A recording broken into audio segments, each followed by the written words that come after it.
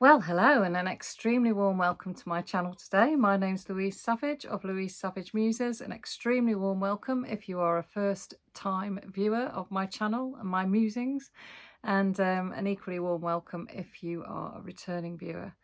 And well, I think you need to brace yourselves, just stand back, get a cup of tea. This could be a long haul, literally. So this book haul takes me right back to the beginning of this summer, to June, and it's lovely, isn't it, reflecting on your acquisition of books. And it's actually really nice because it's reminding me of all the lovely things that I've been able to do this summer so far. I'm recording this now, it's mid-August, so I've got a good few months worth of book purchasing to catch up on. So without further ado, off we fly. So June started brilliantly because I went up to stay with my son Simon of Savage Reads, and he was interviewing Christos Tsiolkas, the fantastic Australian novelist. And even better than that, we got to go and have a meal with him after the event as well, so really got chatting to him. What an absolutely joyous man he is. And I was ashamed to realise that although I'm very aware of his work, I'd only read The Slap years ago when it came out.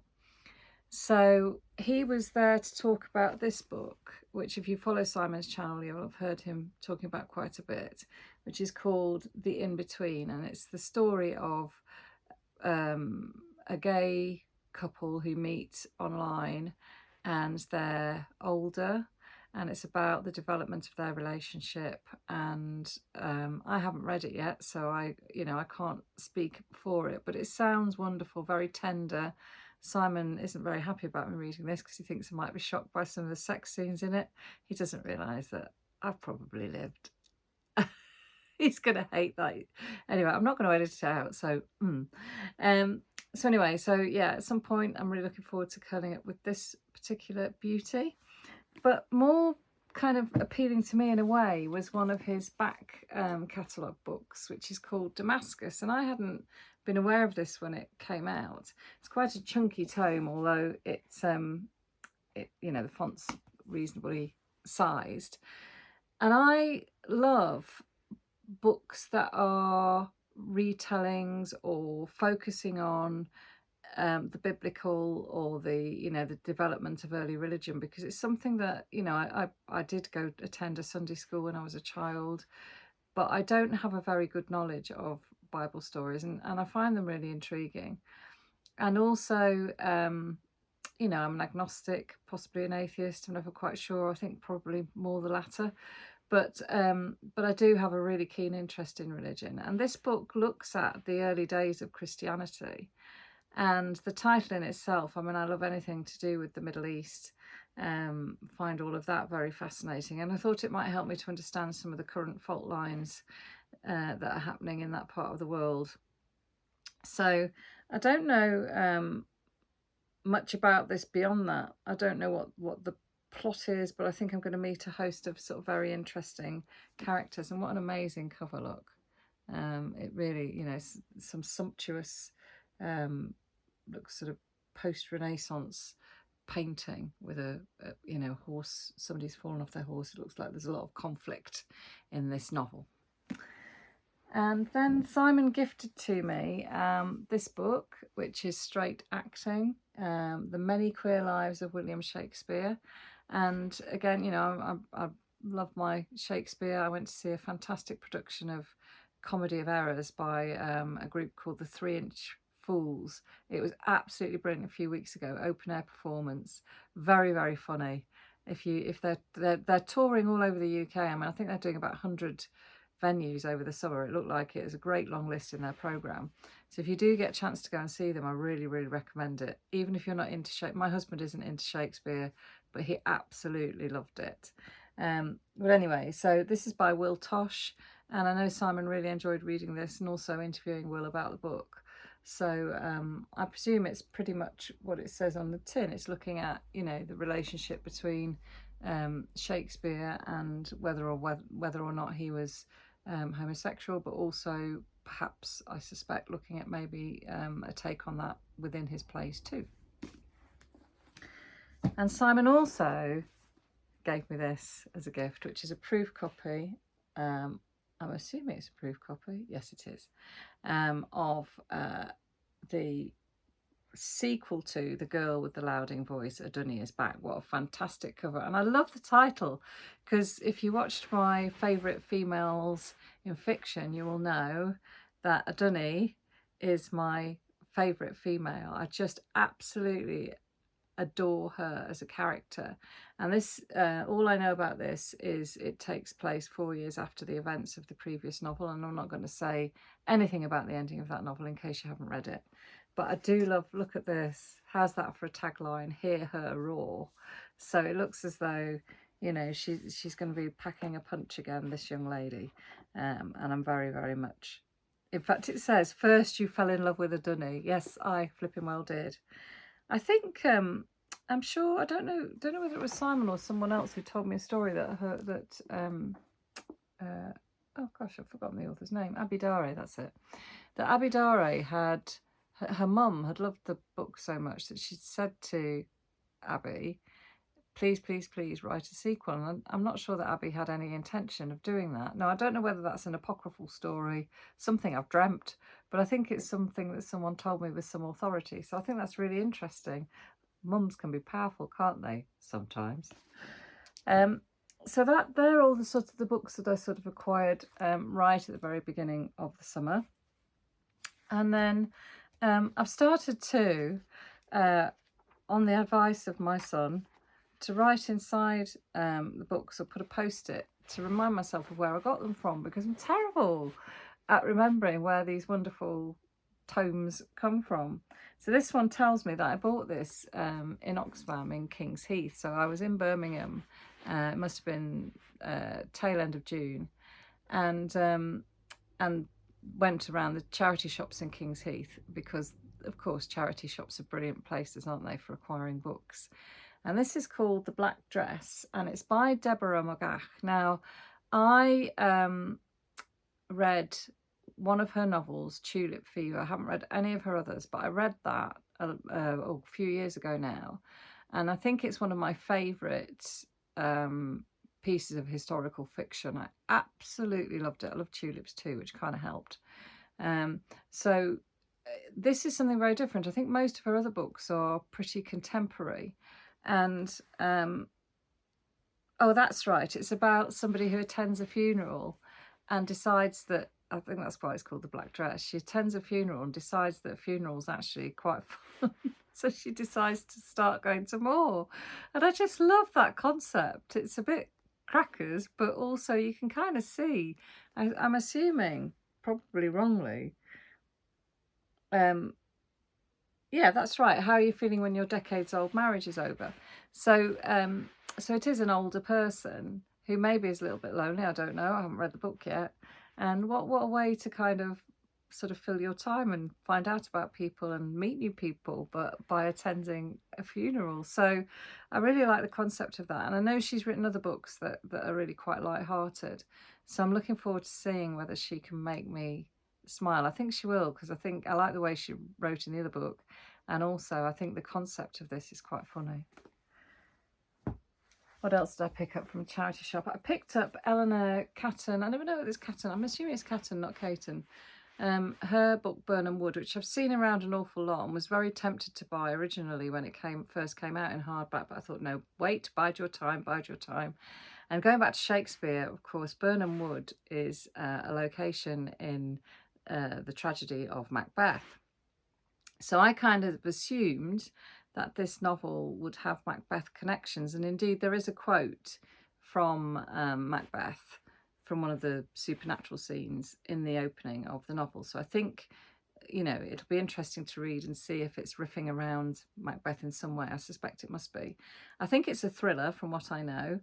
And I think it's set, is it in New Zealand? Sorry, apologies. So there's been a landslide in New Zealand, and I think this is quite an environmental story. To the activist collective Birnam Wood, this presents an opportunity. For years, the group has struggled to break even. To occupy the farm would mean a shot at solvency. So it's this environmental group that are sort of kind of taking advantage of an environmental incident. And again, that sounds to me really quite unusual and attractive as a backdrop for a story. So I'm looking forward to that and reading it on several levels. And it's also been recommended by Catherine Rundell. And I really think Catherine Rundell is a very, very interesting writer. She seems to be able to write any genre possible. So that's a pretty good recommendation as far as I'm concerned. And this one, again, I picked up at Oxfam on King's Heath as well. And then one of my local towns is Bewdley, and there's a fantastic charity shop there too, well, several. And so I've been charity shopping for books there. And this book has piqued my interest for, probably a couple of years. I don't know when it first came out, but certainly I was really fascinated by it. So it's called The Khan by Saima Mia, and it's a thriller. But the point is that it has a female protagonist, and it says, again, I love the tagline. She's a successful London lawyer, Jai Khan. So, you know, the Khan in the title is about her, and the tagline is, "Be twice as good as men and 4 times as good as white men." Jai Khan has always lived like this. So it's a kind of, you know, it's a story that I suppose I absolutely love. I'm waffling, I'm sorry, I'm musing, but not quite. I think I absolutely loved Homeland and TV series like that kind of look at, again, Eastern conflict and sort of the way that the West observes the East and vice versa. And I'm hoping that this is an action-packed thriller that kind of plays around that sort of theme, but we shall see. If any of you have read any of these, please let me know how you got on with them, because I'm always intrigued to see what other people's points of view are. And then Brooklyn by Colm Toibin. I've recently read my very first Colm Toibin, the House of, oh my lord, what was it called? Can't remember, but it was the story of, I want to say the House of Doors, but I don't think that's right. Oh my goodness. Anyway, my poor old memory. But I absolutely loved his prose, basically. And a sequel to this has come out recently, and I want to read this first. So this is Brooklyn, and Colm Toibin is an Irish writer, and I think this is about a young girl who is persuaded by her sister to go out to New York to sort of have a kind of better life. She starts to settle in, and then circumstances change and she has to go back to Ireland. And again, I think that's really, I don't think I've read anything quite along those lines. So it's a sort of dip into immigration from Ireland and then returning and perhaps looking at things in a very different way. I've got the sense this is a little bit coming of age, but I could be wrong about that. I'm not sure about that cover. I think had it not been secondhand, I wouldn't have been drawn towards that. I'm sure there are probably some much better editions of this book. Next up, I've got my little tag. Very proud of myself to tell me where I got it from. So I got this from Aardvark Books. So I went off to Pembrokeshire to stay with two separate friends and did some walking on the Pembrokeshire coast path. When would that been? In July. And on the way back, I passed through Aardvark Books, which is in a little village called, I want to say, Branston Bryan, on the sort of Herefordshire Welsh border. And if you're ever in that neck of the woods, please look it out. So it's Aardvark Books, and it's a second-hand bookshop, and it is massive. I mean, you need half a day, trust me, to go in and have a look at this place. And what they sort of specialise in, I suppose, they have some fantastic hardback art books and things like that, but also shelves and shelves and shelves of fiction and non-fiction, languages, you name it, it's in there. It's really, really impressive, and the staff are lovely too, and there's a nice coffee shop. So I treated myself to stop off there on the way home for a little break, and I found Xinran's Sky Burial. Now, I read her Good Women of China, which again I really loved. Sometime in the last 12 months I think I read it. So, and I knew about this book, so I've been on the lookout for it and thought I might find it in a second-hand or charity shop, and sure enough I did.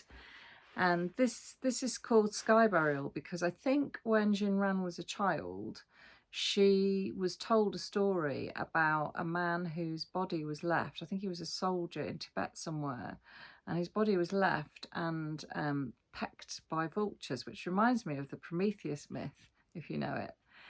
If not, look it up. It's a bit grim. And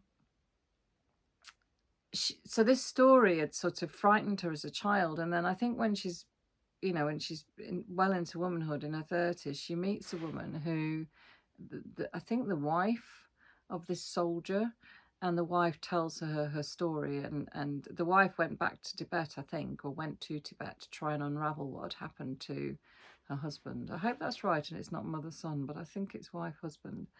So Xinran has told this woman and this soldier's story. So I think that sounds really interesting. And also, you know, being whisked off to Tibet, not a bad place to be. And then I picked this purely really on the basis, well, two things. I picked it, isn't it funny the way you pick books? I bought this from Aardvark Books as well. I bought it because I really liked the cover. The cover said to me, America, some sort of conflict, confrontation, Dust Bowl. I mean, I love the Grapes of Wrath. And I don't know why this was giving me Grapes of Wrath vibes. So it's called The Sun by Philipp Meyer, and I have never read anything. I haven't read American Rust. I haven't read anything by him, but I just really loved the cover of it and that sense of sort of wilderness and expanse. And also, sometimes I just love a big hefty book to get absolutely embroiled in, and I've got a feeling that this will take me there. And I think it's about a young man whose family are attacked by a group of Native Americans. I'm not sure, it's got a date in it. It says it's a part epic of Texas, part classic coming of age story. It's an utterly transporting novel. So it starts in spring 1849. There we go. And as I say, I think this young man is in a convoy that's attacked by Native Americans, and I think awful things happen to his family, and then he has to kind of survive. I think he ends up on his own. So yeah, I really like the idea of reading something quite epic in scope, especially over the summer, although summer is, you know, there isn't an awful lot of it left. So knowing me, I'll probably get round to this in about 2 or 3 summers time, but we shall see. I don't know what it is about summer book purchasing, but there's certainly, I seem to be going for sort of quite epic stories, coming of age stories, but also thrillers seem to feature quite heavily in this book haul. So this is Nadine Gordimer's The House Gun. Now, I picked this because I've never read anything by Nadine Gordimer, and the cover really intrigued me. And I'm going to have to put my spectacles on because I can't read it otherwise. So I've got my teacher look on now. I'm looking down at you, look, peering through my glasses over my nose. And it says here, the Times said, reads like a tense courtroom thriller. And then again, there's this fantastic sort of teaser, a house gun kept like a house cat, a fact of ordinary life. I think that's almost like it looks like a dictionary definition. So Harold, a respected insurance executive, and his doctor wife Claudia are faced with something they thought could never happen to them. What kind of loyalty do they owe a son who has committed the unimaginable? Where have they failed him? The death penalty is being challenged as invalid under the country's new constitution, but is still on the statute book. Everything in their world has changed. And this is described so glowingly on the back by various prestigious newspapers and Margaret Forster and various other people. And that really interests me. I you know, the whole idea of the gun laws in America and also the death penalty. I'm really interested to see what Nadine Gordimer's take on that is, and also to read some of the fiction. This one, now I think I picked this up when I was with Simon. Yes, I did. So we had a trip to Oxford. We had a day out in Oxford and did lots and lots of wonderful bookshops. And this one, Cereus Blooms at Night by Shani Mootoo. Again, I don't know an awful lot about it, apart from the fact that I think it's a novel that takes place in a fictional Caribbean island, and I think it's a very sensual novel. But I do know that Simon has banged on and on and on about how good it is. So that, I think he actually found it on the shelf and put it into my hands and said, it's time you bought this, Mum. And it's secondhand, so there's no excuse. And I just love that cover. I think that's absolutely gorgeous. It looks really sort of exotic. So I don't really, sometimes, I don't know about you, but sometimes I just don't want to read the blurb on the back. I want to just dive into the book. So I don't, and I'm sure I did know more about this. I'm sure I've heard Simon talking about it, but I don't want to be reminded. I want to go into it with completely sort of open and fresh perspective. And then Michael Ondaatje, Anil's Ghost. Again, I picked that up in Oxford, Oxfam.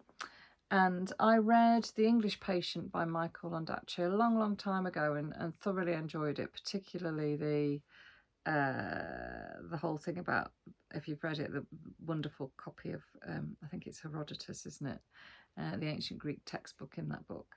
But anyway, this is Anil's Ghost, and this is really pertinent to me because I'm off to Sri Lanka in the new year, and this story is set in Sri Lanka, and I hadn't realised that Michael Ondaatje was born in Sri Lanka and lived there until the 1960s, and it's looking at I think a forensic, I want to say anthropologist, that might not be the right word, who goes into, after the conflict in the 1980s and 90s in Sri Lanka,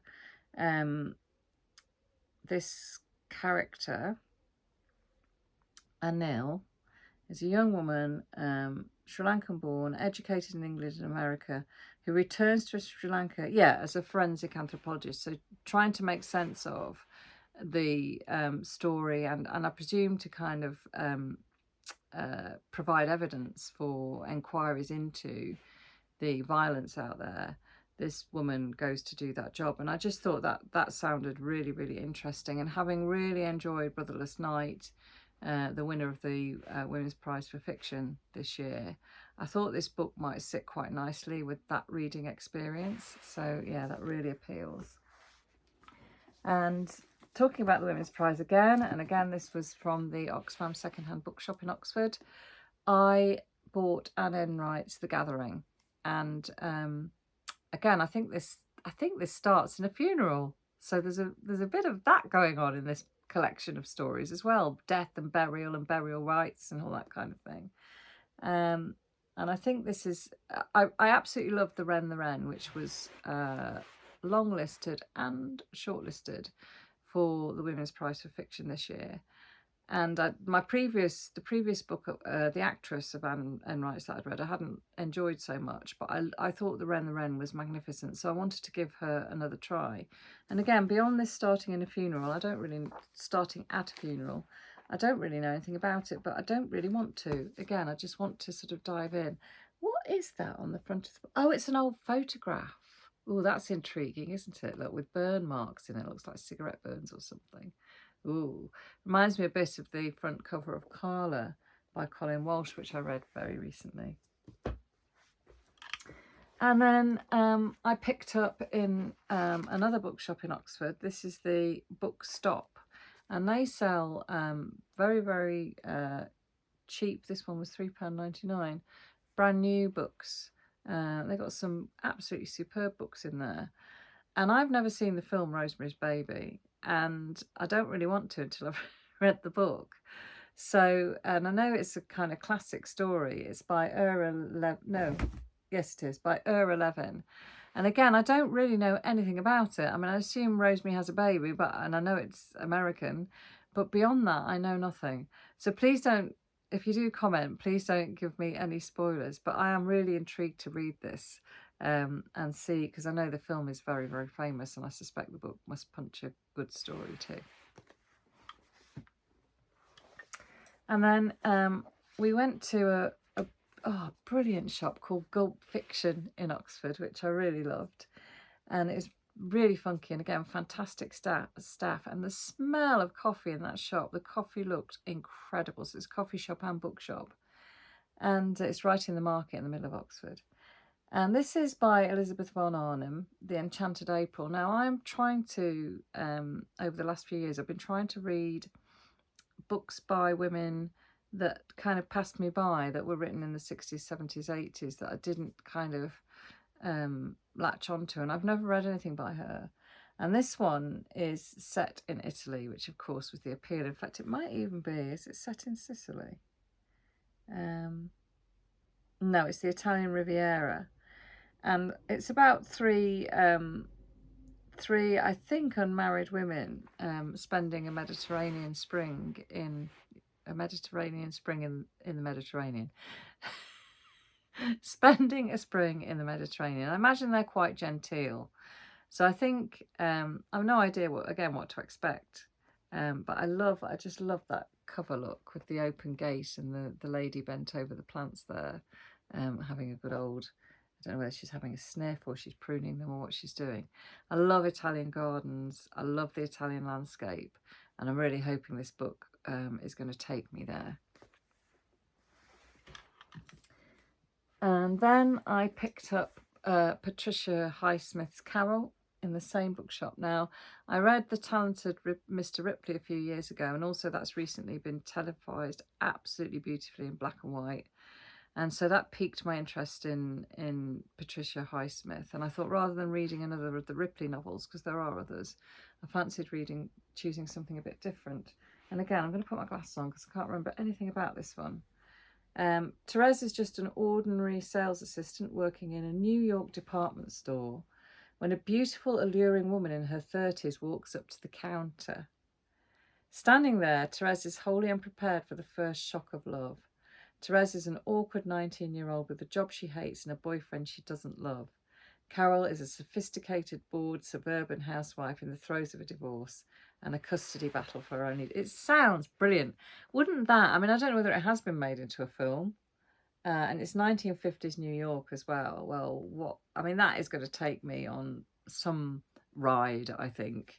It sounds brilliant. I don't know why, I haven't read it yet, but it reminds me of Eileen by Tessa Moshfegh, I think. Sounds a bit like that, but maybe I've got that wrong. This has got an introduction by Val McDermott as well. Now, Val is amazing crime writer, so I think that might be an interesting read too.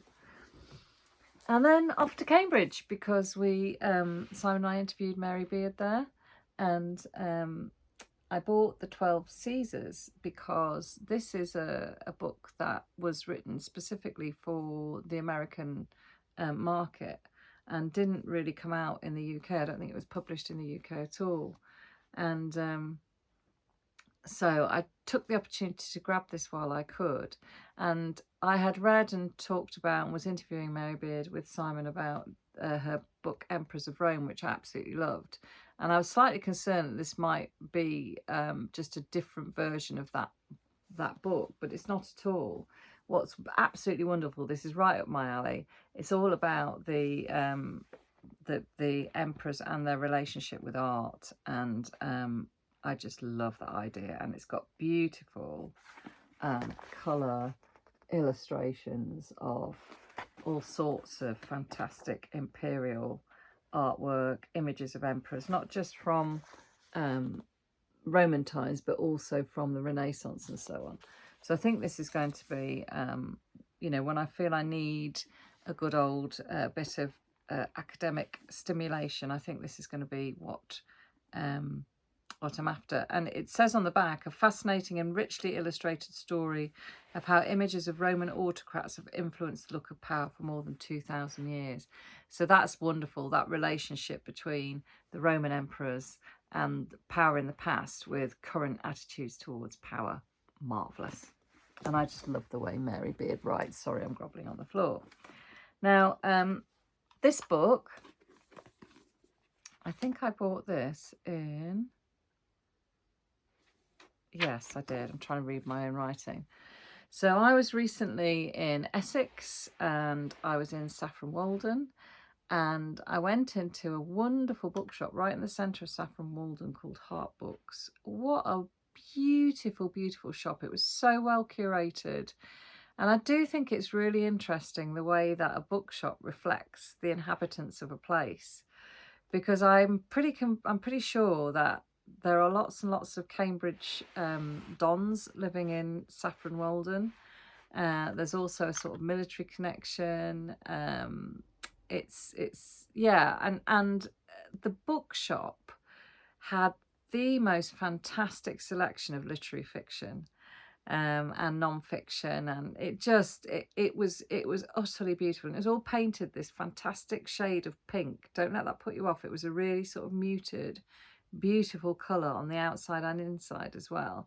Just a joy to be in. And the staff, it was a masterclass on how to treat your customers. I was really impressed with it, and I can't. My youngest son has moved to that area of the country, so I'm really, really looking forward to going back to that bookshop. I know it's going to become one of my favourite bookshops, I'm pretty sure.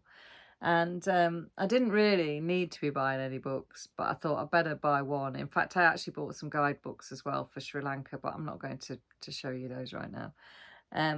But this is The Making of the Modern Middle East by Jeremy Bowen, who, if you don't live in the UK, you might not be aware of him, but he is a journalist, similar age to me, a little bit older maybe, and he has covered the Middle East for decades and decades, pretty much I think since he finished university.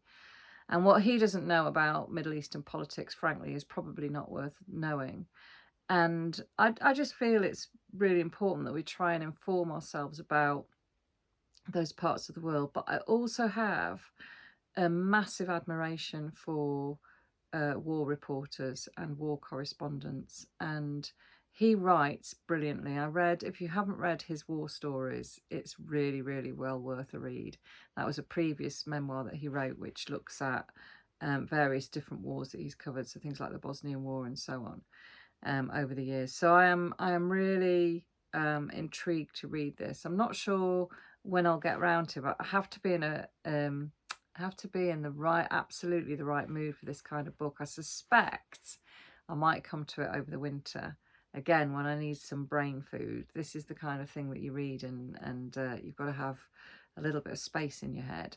But he explains things so brilliantly. I love it when he comes, when he comes onto the news and talks about very, very complex political situations. I can always follow it much, much better when it's him doing the talking. Real fun. And then finally, if you've made it to this point, because I've been banging on for half an hour, I went to, and they're still in the bag, the wonderful, wonderful, wonderful Harris and Harris bookshop in Clare in Suffolk while I was down in Essex, because why wouldn't you? Because that is the most amazing bookshop. Shout out to Kate, who I managed to miss, stupid me, but also to Emily, who was behind the counter, and she is, they are fantastic booksellers and wonderful human beings. It was just a joy to be there. And I treated myself to The Memory of Animals by Claire Fuller, because I read Unsettled Ground, one of her previous novels, when it was shortlisted for the Women's Prize a few years ago, and I absolutely loved it. And again, I don't know anything about this. I think, if I remember rightly, I think it's quite a dark story, but I have forgotten everything else that I know about this. And I think sometimes I deliberately hang on to buying something or acquiring a book or reading a book until I've forgotten what the hype was about or what people were saying about it online. I quite like to approach things completely fresh without conditioning, which is a bit ironic because I'm sat here telling you lot all about these books, but hey, that's life. And then I bought The Black Snow by Paul Lynch, and for anybody who's watched my channel for a little while, you'll be aware that I read Prophet Song a month or so ago now, and I think it was one of the best books I've ever read. I thought it was absolutely stunning. I don't know why I hadn't got around to it sooner, probably for the reasons that I've just mentioned, and I really, really adored it. So I was just desperate to pick up something that he had written, so that's why I purchased The Black Snow. Black Snow. There you go. That's a oxymoron, isn't it, in the title? And then finally, I asked Emily to recommend me in Harris and Clare. I asked Emily to recommend me a book that she had really enjoyed recently, and she pushed this into my hands and said, "You've got to read it." So it's Paul Murray's The Bee Sting, which I think, did it win the Booker Prize? I want to say, I think it did. I know it's sort of, I've heard so many people banging on about this book, and again, look at it. I mean, who wouldn't want to own this? I think Simon read it recently and really enjoyed it. But yeah, so again, I don't know much about it. It's certainly shortlisted for the prize, but I'm pretty sure it won it. I don't know anything about it. I don't know why I don't know anything about it, because I'm sure I've heard stuff about it before. I'm not being very helpful, am I? But it just says on the back that Barnes family are in trouble. Until recently, they ran the biggest business in town. Now they're teetering on the brink of bankruptcy, and that's just the start of their problems. Dickie and Imelda's marriage is hanging on by a thread. Straight-A student Cass is careening off the rails. PJ is hopelessly in debt to the school bully. Oh no, it's all going wrong for this family. My goodness.